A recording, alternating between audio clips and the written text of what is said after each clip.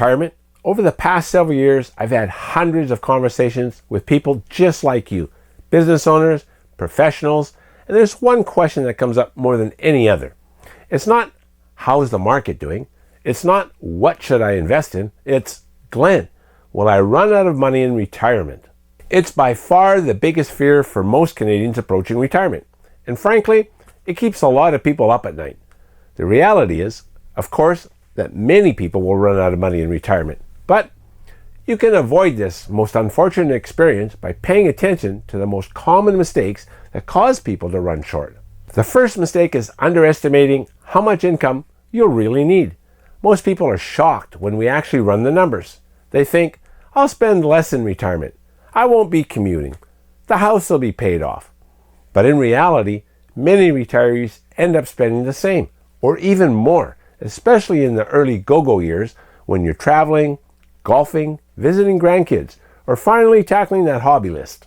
One of the first things that I do when I sit down with a client is to set a realistic life expectancy, often to age 90 or 95, and then map out the annual income needed to maintain the lifestyle that you want.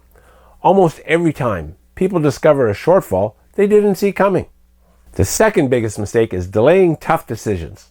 A lot of folks hit 60 or 65 and suddenly the red flags go up. They realize they may need to save more aggressively or work a few extra years to feel secure. The earlier you face this, the more options you have. If you had just started earlier, even in your 30s or 40s, compound growth does the heavy lifting. For example, financial guidelines suggest that starting consistent savings earlier can require far less monthly contributions than ramping up in your 50s, giving you way more flexibility and options down the road. The earlier you face this head on, the more control you have over when and how you retire. The third one is ignoring the tax bomb waiting at age 71. This one surprises almost everyone. When you turn 71, you're forced to convert your RSPs to RIFs and start mandatory withdrawals. Add in CPP, OAS, company pension, and investment returns, and suddenly a big chunk of your income becomes fully taxable. I have clients right now, good savers, who are paying more tax in retirement than they ever did while working. That's money you didn't plan to lose. The fourth biggest mistake is treating your house like a retirement asset. Your personal residence is your home, not an investment you can count on for income unless you're planning to downsize or reverse mortgage, which isn't for everyone. We don't include it when calculating how much you actually need to fund your retirement.